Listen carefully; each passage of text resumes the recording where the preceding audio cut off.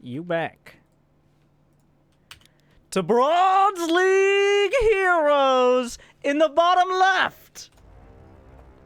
Now musically inclined, it is from the Mex Pro clan. Kai Laser, Killaser, Killaser, Ki Laser, whatever. And in the top right, it's McBistro. Both spawning as the classic Terran. Looks like Killaser, he's going for his first depot.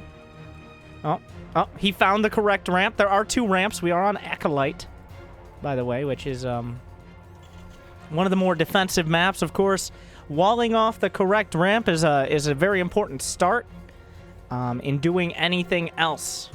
So, good for him. Let's look at the action counter. The APMs, ooh, in the dozens. These players blazing past. If you have 22 APM in Hearthstone, you're probably going to be waiting about 50 seconds for each turn. Going for the CC first with gas. All right, so he's just getting that gas. He's saving up for later. The technology isn't there yet to use it, but he's looking forward to the future and even going for the low ground as well. Not going for that safe back base, going for the low ground. Gotta appreciate an ambitious man. All right. On the other side, McBistro is something resembling a more standard Terran build. He did get his gas, and he's actually going to be able to use it. A Reaper is being created. No expansion yet. Still no barracks for Killaser here. I've settled on that pronunciation, but still no barracks yet. But an engineering bay would also survive. Oh my god. Words. What are they good for? Absolutely nothing. But 2 gases now. No barracks yet. What are we going to see? Okay, the barracks on the high ground, just saving up for the future. This Reaper could potentially kill every single SCV. With solid micro and good decision making, a single Reaper could finish this game. I'm not optimistic.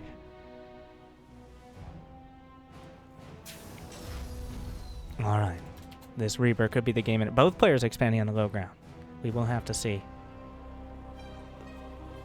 Let's go to the McBistro Action Cam, brought to you, like McBistro, sponsored officially by McDonald's. SCV ready. Okay, throws a nade in. He's going back. He's going forth. Putting a little bit of a hurt on all the SCVs, just making sure they understand the pain he's about to bring, scouting that his opponent does not have any production of units, but deciding to grant a reprieve. He is a merciful McBistro. And he will allow his opponent to live, despite having free reign over all of the SCVs. He does have 750 minerals, and he does not have any units in production yet, but that could change any second. There we go. A Marauder is on the way.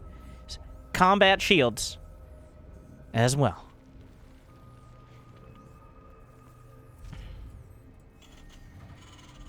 Marines and a factory coming up for Killaser, who's up to 30 supply and pumping out SCVs 2 at a time. Now, strategically not making an orbital command because that would hamper his SCV production. We have another reactor on the way. No tech labs required. Okay, none of that fancy. We'll just stick to the basics. Back in my day, barracks didn't even have add-ons, all right? You had to go get an academy somewhere else. You put a ComSat on your command center, and that way you could scan, and usually your opponent wouldn't see the animation because it was this tiny little, like, glitter dot for 2 seconds that showed up, and you weren't actually sure where it was because you're not Korean. But that's neither here nor there. Today we have Reapers, we have the Selecto Army Hockey, and on the other side, McBistro has Orbitals. A classic strategy, going for the hidden base in the bottom right. I like that out of Killaser. Just making sure he has options as the time goes on.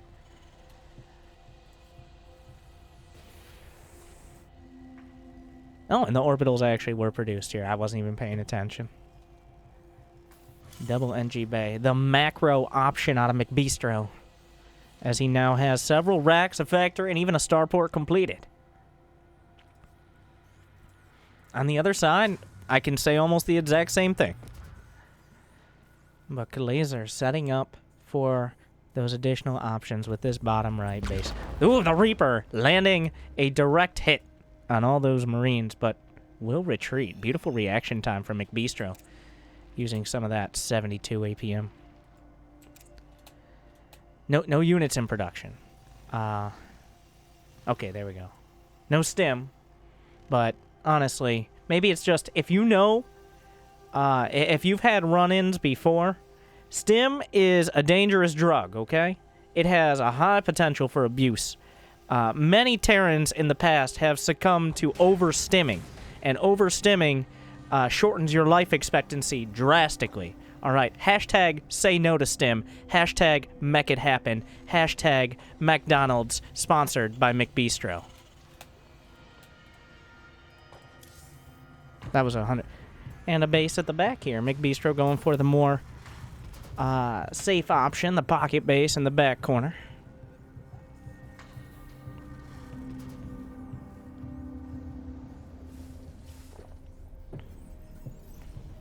All right.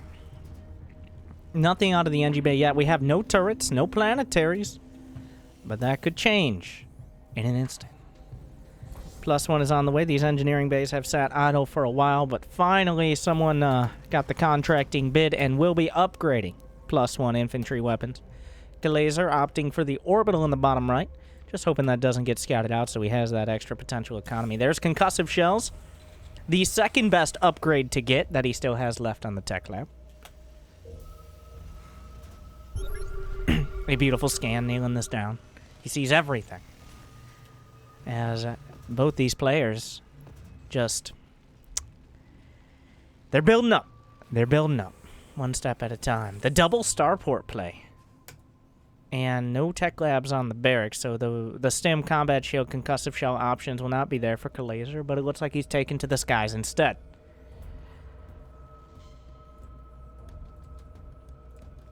Two Liberators already queued up. What are his intentions with those Freedom Fighters? As this action-packed game, we've seen almost any second now the first unit could be lost. Okay? Any second now. The action could explode in a cataclysm of death and destruction, but not yet. We're not there yet. As both of these players reach near 100 supply now.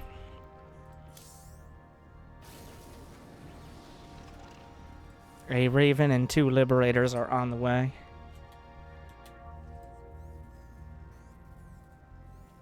Another command center. That makes 8 command centers on the map so far, and 0 units lost. So, that's approaching a record. All right, Mr. Bistro, what are you up to? A sensor tower. Not a bad choice. In a good position as well. Now, both these players, they know the enemy is there. They can't see him. They've only seen snippets and scans and news broadcasts, but they know how dangerous they could be. They've been taught. McBistro knew since birth.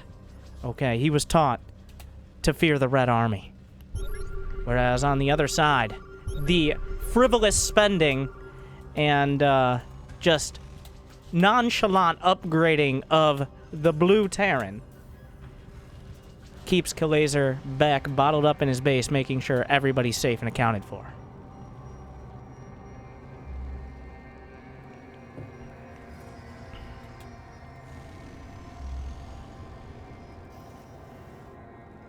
As a unit will...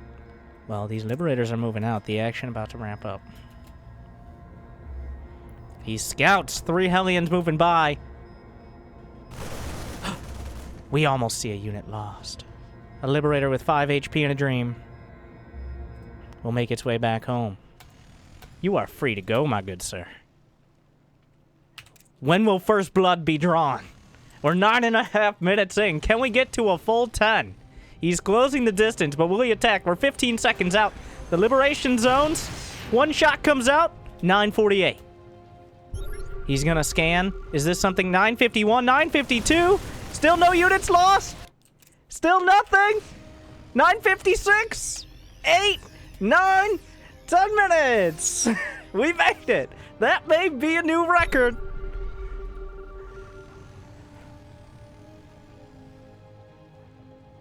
And we're still we're at 10:15 now.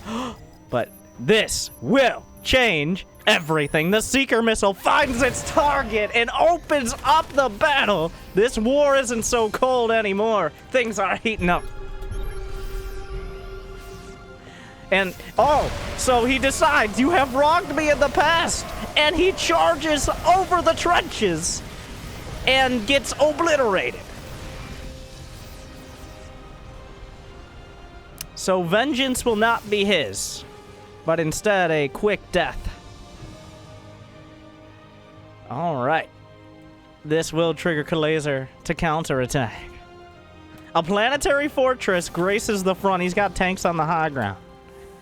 He's got, both players have thousands of minerals in the bank. Their war economies have spun up, but their production hasn't been there to match. But they're so concentrated on this aggression, they're not worried about the production. It's all about today, not tomorrow, not a fourth base, not a fifth base. Now we fight, and now we die. Pretty much whoever attacks in the siege tanks is the one dying in this scenario. Maybe a little bit late on the siege there. He will actually take out a tank, but there will be one down in turn. Stim is done. Only a handful of Marines here, but he will catch some of this army out.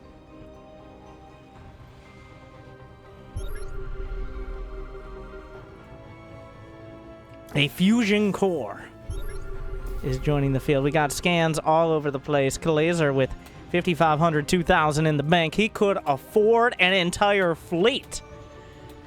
But I guess he's happy with his four-door sedan. As McBistro definitely has a more solid grasp on the producing units at all aspect of the game, while Kalazer is much more comfortable defensively, we can see. A medevac loads up.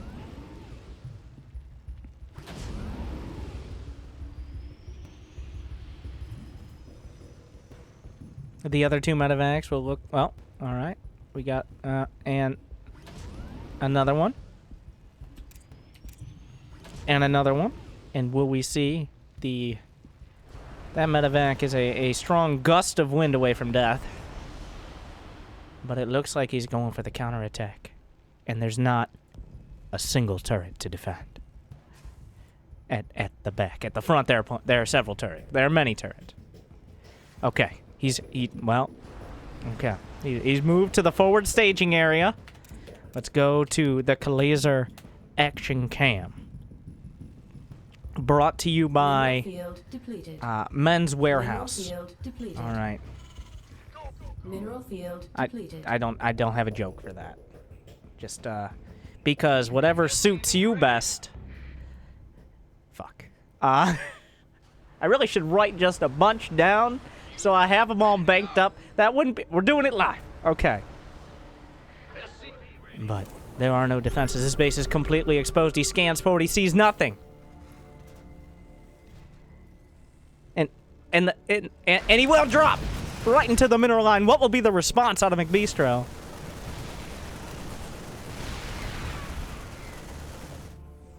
The army is coming back, but that is 3 tanks and a lot of Vikings. Speaking of Vikings, though. He makes his way back. No stim yet. Taking his time. The Vikings will move up. Will the base go down? They're coming down the ramp. They do have stim. Do they have any upgrades? It's 1-1. He stims down the ramp. The orbital taking a lot of damage so far, but the tanks are in full firing range. It looks like we will have enough to break through, but at what cost? So many resources have been lost on either side, but that pales in comparison to the amount of resources that Kalazer has at his disposal.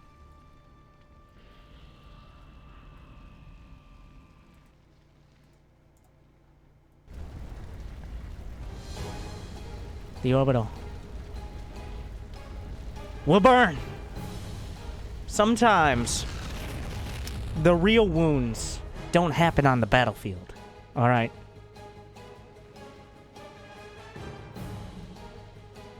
post-traumatic siege tank disorder. PTSD. That was not a good acronym. But he will rebuild. He has money in the bank.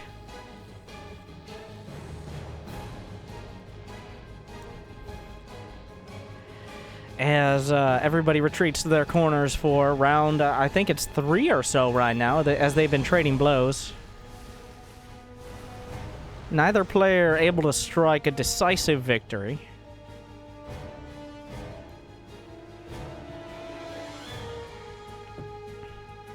The Venn diagram of Liberators will cover the front. There are no turrets. A dangerously low, a triple armory into Ghost Academy Fusion Core, factory, barracks, 2 more depots, turret, another sensor tower directly in the middle of the base, starport. He's got big plans, all right? But as we know, there are 2 seasons in the Midwest.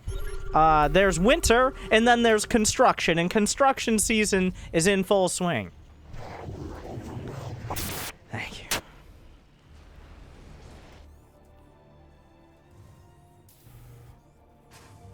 All right, the Ghost Academy coming up.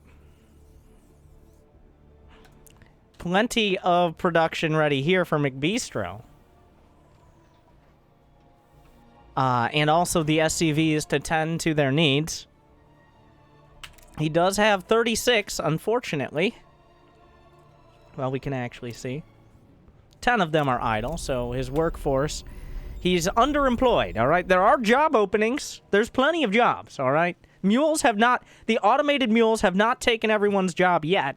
He doesn't have enough orbitals for that. He hasn't advanced sufficiently enough, so these SCVs could go to work. They're just lazy, all right? They're riding on the coattails of the Marines and the Marauders. They've never done a hard day of work in the mine. Oh, actually, they were just waiting for a new opportunity to open up. I take it all back. Whatever I say, I didn't mean it, okay? A single Thor is being produced. This medevac, dangerously close. Like, a raindrop could fry that. Oh, there are 2 of them. Oh, my God. He likes to live dangerously. Kalazer once again choosing an alternative option to direct attack. Of course, on Acolyte, a direct attack is ill-fated, as siege tanks have seen to thus far. I don't have any idea who's lots of scans coming out. He will see the front. A direct attack from McBistro. There are several Liberators. There are a couple tanks that aren't sieged, but he could punch through this. But at the same time, the Doom drop at the back. That's 6 medevacs full of units, not a single turret in sight. The SCVs are exposed, and he's producing 0 units at a time to reinforce. So we could be going into a base trade scenario. He's going to get to the low ground. The medevacs will unload all of their men. He will stem into the Liberators. The Javelin missiles from the Thors ripping into them as well. He just goes straight through, tearing through the front. Whereas on the other side, the medevac drop is going to strike towards the heart of the main. Both players stepping up the ramp simultaneously as the game explodes. Banshees in the back, not a single turret to be seen. Only 1 base will be left to mine. He's trying to produce off everything, but he'll never finish. On the other side, Glazer has 11,600 minerals, 3,800 gas, and 0 ability to use it. All right. This is the difference between inheriting and gaining your money. But the Marines are coming up. They do not have stim. He never built a tech lab on any of these barracks. That is a lot of Thors. The upgrades don't really matter too much. He's stimming. He keeps stimming. He has 0 medevacs. So none of these, they need to go to rehab before long. But there's not going to be any medevacs to heal these up. There are still siege tanks on the other side. Kalazer could rebuild in the corner. He has money in the bank. The Banshees are coming back. I'm pretty sure the Selecto Army Hotkey was used. It's 113, it's 112 to 115 supply. The depots are going down. He can't produce anymore. Even if he had buildings to produce off of, he doesn't have any. He has no product. He's running out of. I don't know if barracks are the way you want to go. He just lost every single depot, so he can't build any more barracks. There's one thing you need. He's deep into the red. Okay, he's in the danger zone right now.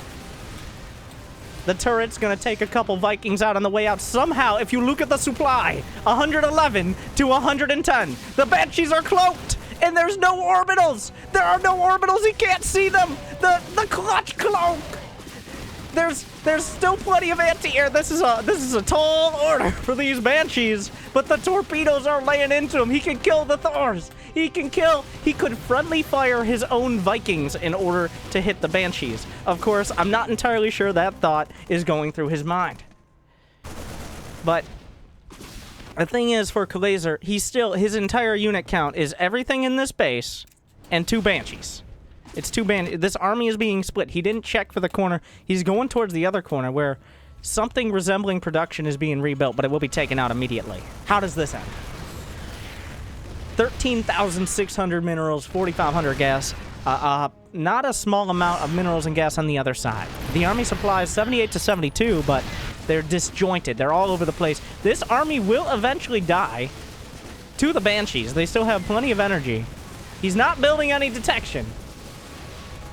If the Banshees could finish this off, all they need is a little bit more inspiration. As Kalazer is systematically eliminating the income, more units will go down. He decided, you know what? If the first few didn't do it, we're just going to bring more lambs to the slaughter. The orbital's going to go down. The Thors are here, but there's still energy. They're running low. They're down to 50 or so, which is another 50 seconds. Will it be enough to take out every single unit on the deck? There's still tanks and still planetary, so the game isn't over. He's running out of energy, and he might actually, well, McBeastro is down to 40 seconds. He's expanding over here, because why wouldn't he? Kalazer still, if we look at the Kalazer action cam, rocking out at 23 APM, is going to be able to take out another Thor. The almost completely out of energy, but I think that's going to be timed out nearly perfectly, with the Banshees killing all the anti-air. Okay, 1 Thor survives. The Banshees could have killed it, but now they finally run out of energy. The real MVP is here. 28 kills and 17. A Thor on the way back. Some scans coming out. He sees the base. He could probably... Remember, he doesn't have stim. He doesn't have combat shields. He has 1/1 upgrades. There's still a planetary there. The Banshees take out the Thor. So McBeastro is at 32 and Kalazer at 96 over 15 supply. All of that supply is his single command center. In fact, he only has 3 buildings. 3. Trace. And the planetary does not shoot up. This seems like a design oversight. And it's just dying. Does he actually have any anti-air? What units are left? He has 1 Viking. Where is it? Where is his Viking?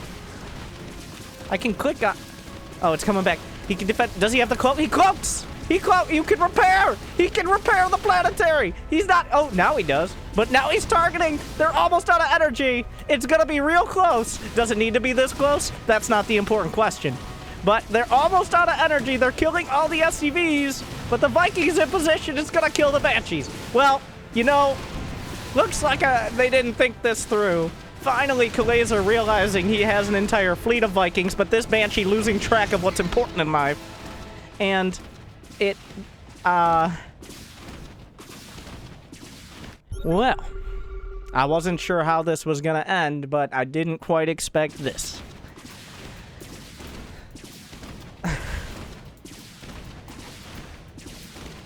There's another base in the corner. What's he gonna build?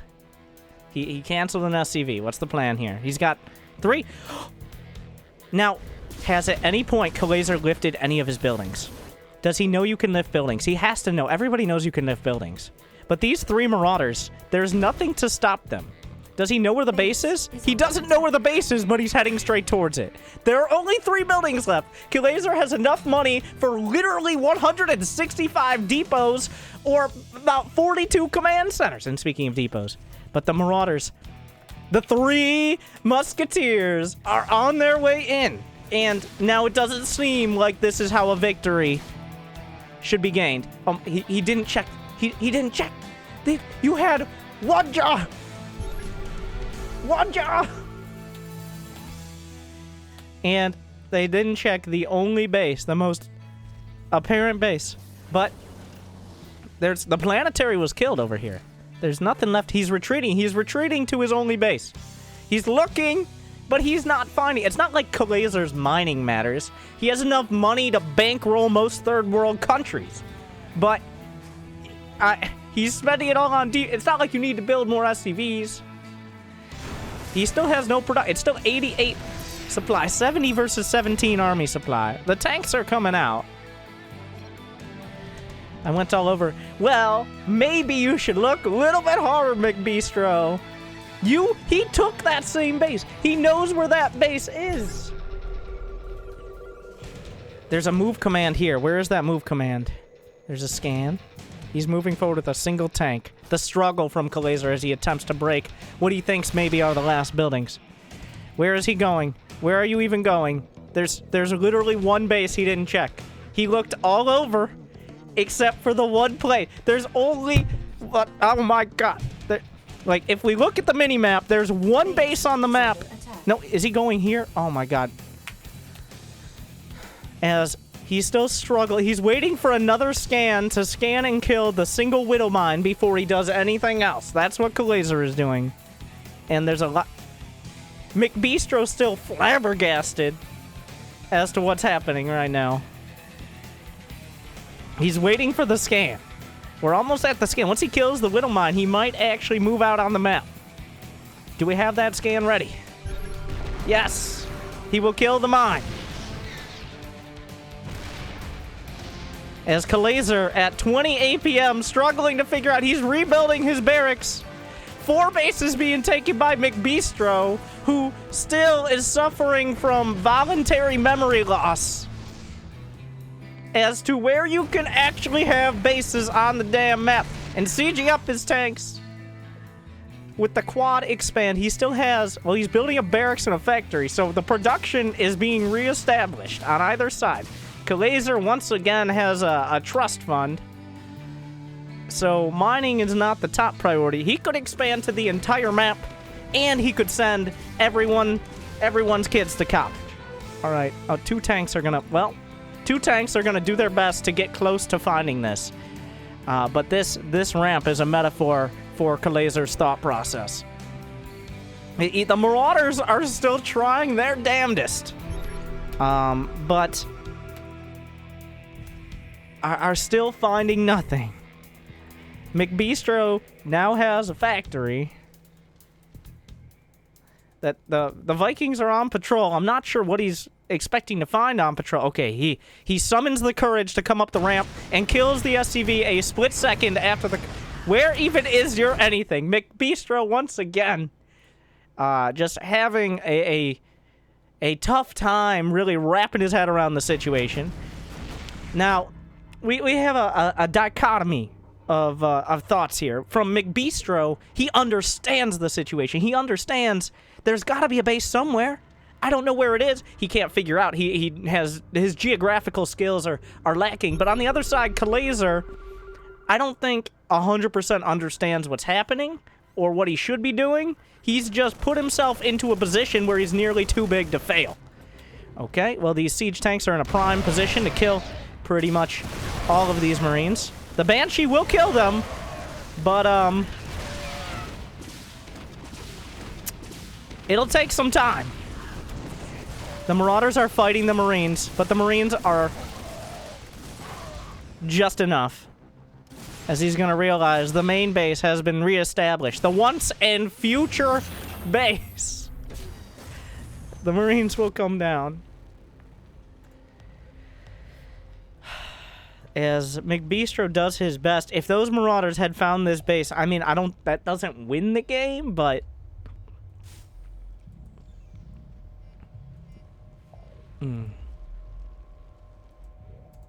Well, Kalazar, he just has to sign, seal, notarize, and collect his GG. Of course, he's taking his time. He's like, would you like paperless account updates?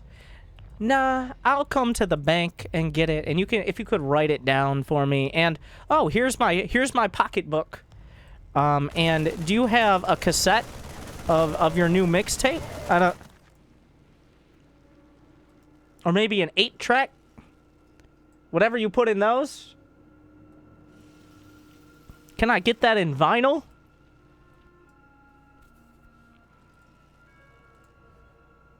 Alright.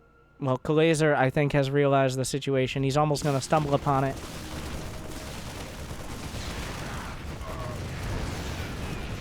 Well, the Vikings are desperate. They want to well, I'm not... Okay, he's landing. The Vikings do a lot of damage to Mechanical, and I think that's it. That's it. McBistro tried his best. He got so far. But in the end, Kalazer just hopped, skipped, and drunkenly stumbled his way to what seems to be a victory. There's another. McBistro has another command, but I think that's finally it. There's no wild card here. He has 3S. Just some advice.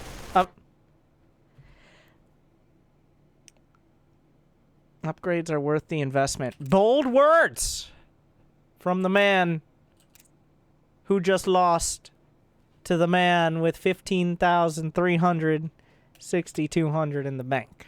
Okay. I would argue that one of these players has better investment potential, but what a gracious guy. You beat me, but I know better than you. I'm one of the most humble players I've ever met. Kalazer takes it.